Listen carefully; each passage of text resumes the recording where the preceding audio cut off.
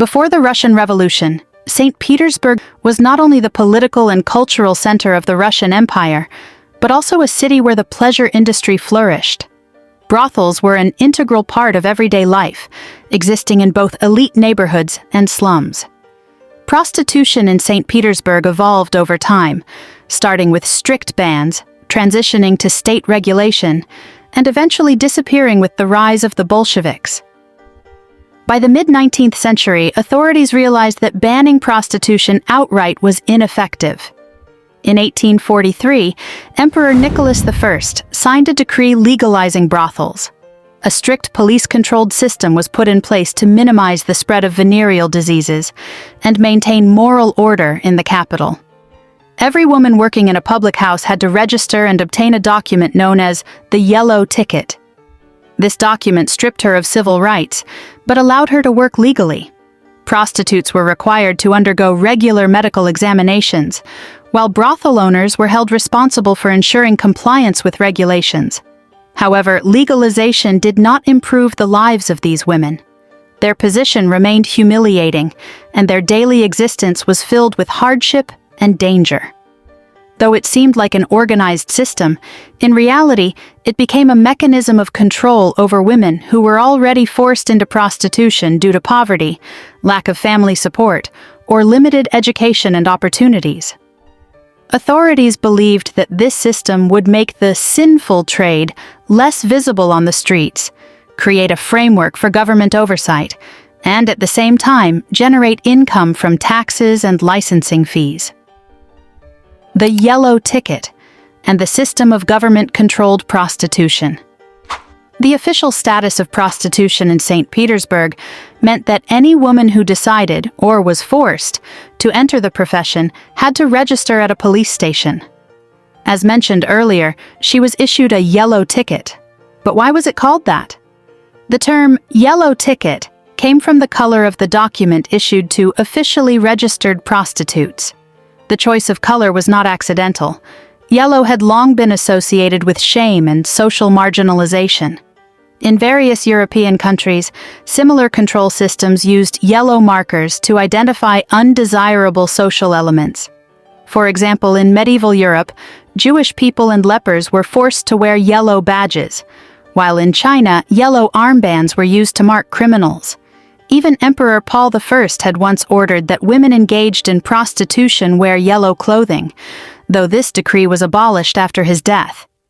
In the Russian Empire, the yellow ticket was not merely a permit for legalized prostitution, it was a branding tool that effectively stripped women of their rights.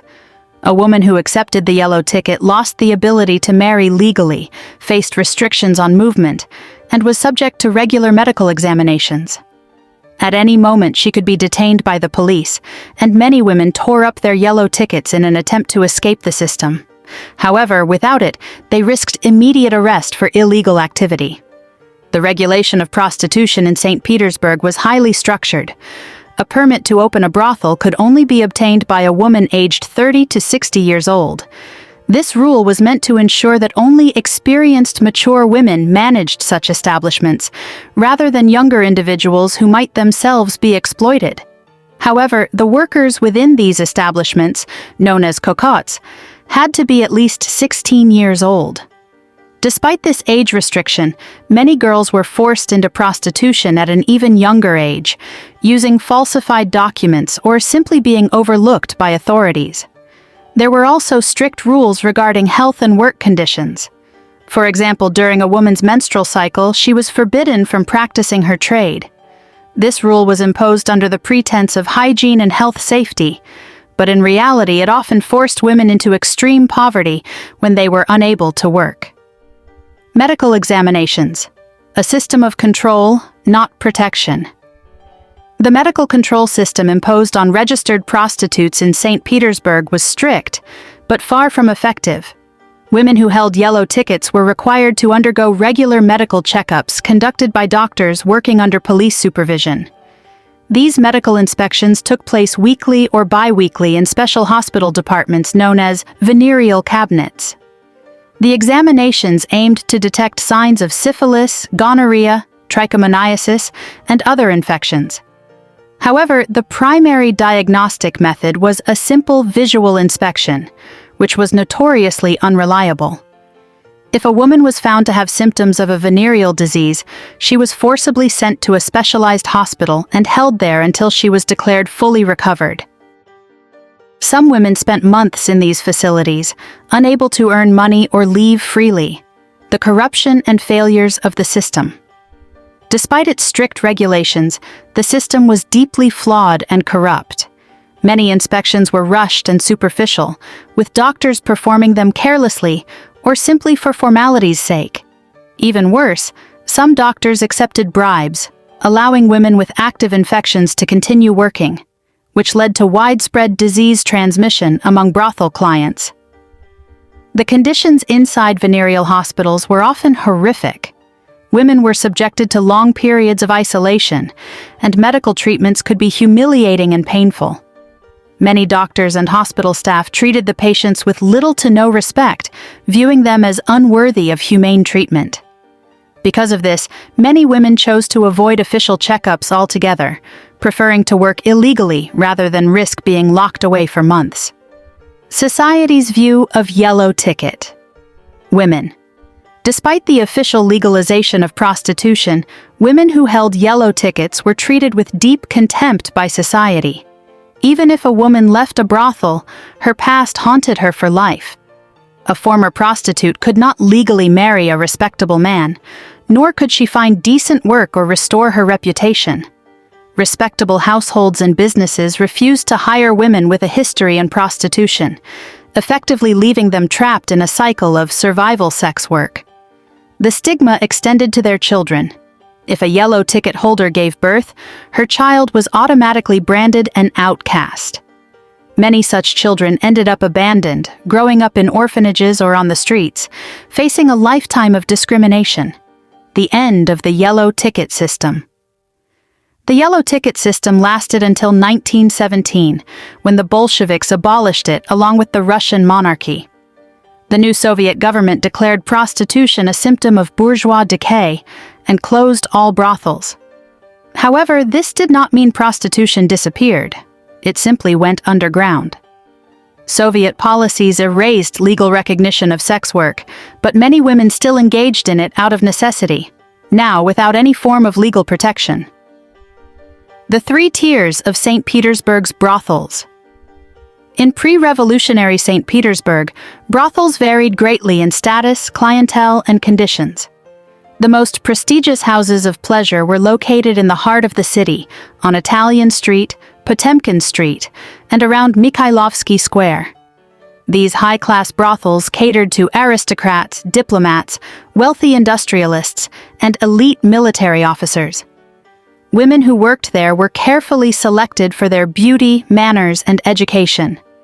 Many were trained in music, conversation, and the art of entertaining. Unlike the lower-tier brothels, these women were not just sex workers. They were companions, offering their clients intellectual stimulation as well as physical pleasure. Luxury surrounded every aspect of these places. The interiors were elegantly decorated with fine furniture and artwork. Clients enjoyed expensive French wines, gourmet dinners, and live music performances. These brothels were not just places of pleasure, but also served as exclusive social clubs, where men of high status could network and engage in refined entertainment. Slightly lower in status were the middle-class brothels, located on the outskirts of the city. Their clientele included minor government officials, lower-ranking officers, and merchants. These establishments were livelier and more chaotic than their elite counterparts. Instead of refined salons, these brothels were known for wild parties, dancing, and even small theatrical performances. However, the conditions for the women working there were harsher. They were more vulnerable to exploitation and violence, had minimal earnings, and lived under strict control from brothel owners. At the bottom of the social hierarchy of prostitution were the cheap brothels and illegal dens, mostly found in the city's slums, particularly in Senaya Square, Ligovka, and Vasilyevsky Island. These places were infested with crime, disease, and extreme poverty. Sanitary conditions were non-existent, and the women working there lived in horrific conditions, constantly at risk of violence, disease, and even murder. The clientele consisted of soldiers, sailors, factory workers, and the city's poorest men. Many women ended up in these brothels against their will. Some were sold into prostitution, others lured with false promises of a better life, and many had no other means of survival. One of the most infamous dens in St. Petersburg was Malinik, a notorious brothel near Senaya Square. It had such a terrible reputation that even the police hesitated to interfere.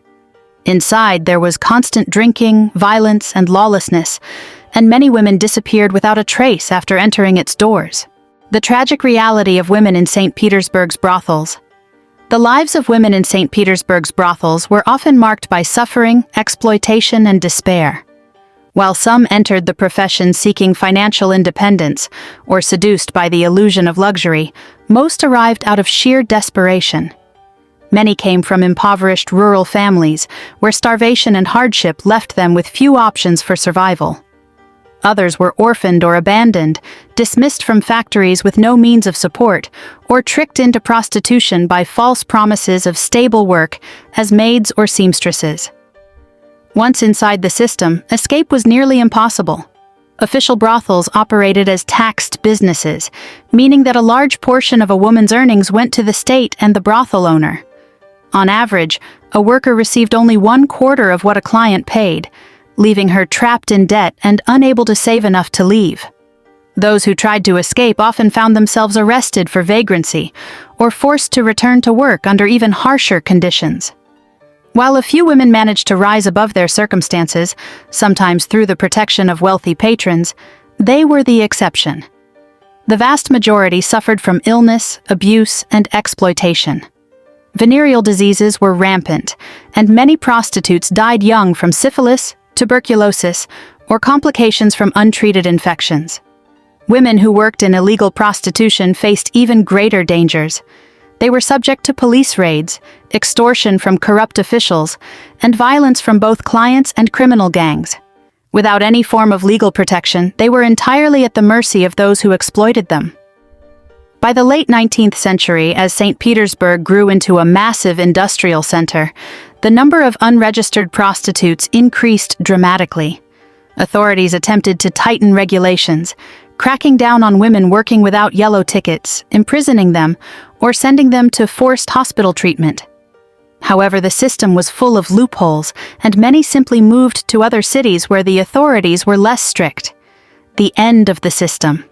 After the revolution of 1917, the Bolsheviks declared prostitution a symbol of bourgeois decay and shut down all brothels. The new government issued decrees promoting gender equality, and the yellow ticket system was abolished along with the monarchy. However, prostitution did not disappear. It simply went underground.